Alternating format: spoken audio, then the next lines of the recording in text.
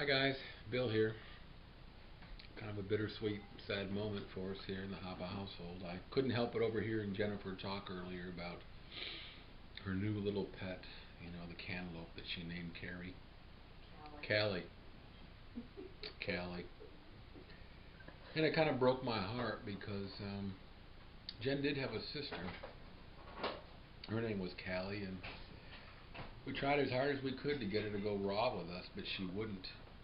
And in simply 9 days, Callie is calcified. She started having problems with her skin. You can see just terrible pittiness and broken outness, sunken eyes. Just kind of that overall droopy. She started having major problems with her hair.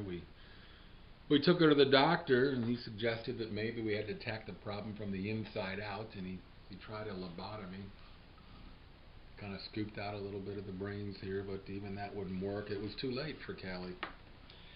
And I guess Jennifer, in her grief and experiencing the loss, decided that she would replace her sister, Callie, with a cantaloupe named Callie. Bless her heart. It's very sad. And so now we have the calcified remains of Callie and Callie's replacement, Callie. So it's sad. I miss you so much, sweetie. I wish you would have gone raw. The quality of life that Jennifer has now is she's so healthy and beautiful, and you're ouch. You're hard as a rock. But anyway, you'll always be a special place in my heart. And as far as the replacement, not so much. But if you help Jennifer, that's fine. So listen, this is a testimony for raw food. Now listen, on a brighter note, seriously, I was away for 4 or 5 days this week. Dad, have you seen Callie? I can't find her. Oh yes, honey, she's in here. She's in here. There she is. Where's Callie? She's in here, sweetie. She's with me. I've got to put the real Callie away right now because Jennifer gets so sad. So if you will, just say goodbye, blow a little kiss to Callie, and let this be a deterrent to you. Do not go back to a sad diet. Stay raw. But anyway, like I was saying, I went out of town for a few days up to Minnesota, and business meetings, workshops all day long, and I stayed raw. I brought my bag of nuts with me, and I brought a few 100% raw cold processed bars with me. I had some, what else did I have, hon? I had some, what do we call it? Granola. Expensive, $10 a bag, but hey, it was worth it if it keeps me from becoming like Callie over here, calcified. Went out to lunch a couple times. Oh, I brought little bags of pre-made steel-cut oats with raisins and nuts. This was my breakfast that I had every day for 4 days. I would take this down to the hotel lobby where they had a little breakfast, and I would get a bowl and a spoon, and I would pour this into it, and they had honey packets, and this was my breakfast. For lunch, I would order a salad. For dinner, I went out and got a salad also.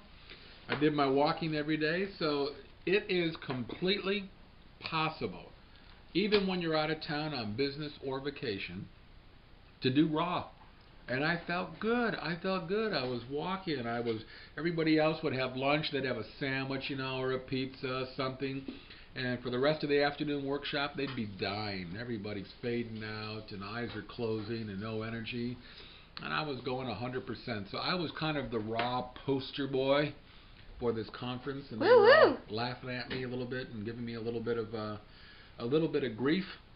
But I had 3 people that said, my gosh, I think I might consider this. And I have one guy, a friend of mine, who's got some health challenges. Nothing's been able to solve it. The doctors can't figure out what's going on.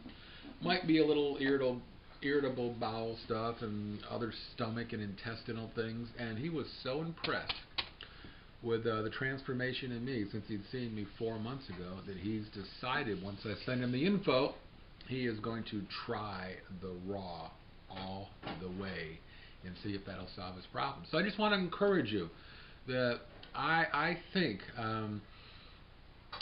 it does make a difference. It's hard to mix and match and to mingle. I'm not trying to say that it can't be done 80-20. All I'm saying is for me, that if I wasn't at this 100%, man, the 20% would, for me, would soon be 30%, 40%, 50%, just because I don't have that kind of strength. And I think there's something that happens biochemically within inside of you when you mix and match. And so, as I say, the biggest thrill for me is I just don't think about food anymore. If I'm late for breakfast, big deal. I get it when I get around to it. Late for lunch, the workshop goes over, big deal. When we get to lunch, we get to lunch. We run late and we don't have dinner till 7, 8 o'clock. Who cares? I'm not really hungry. So it's just been amazing. But anyway, God bless you guys. Hang in there.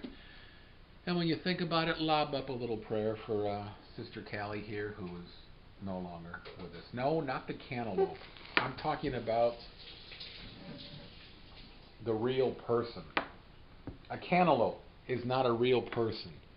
This was a real person at one time before the calcification set in from a sad diet.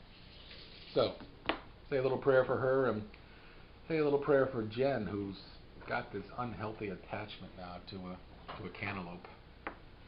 Bye.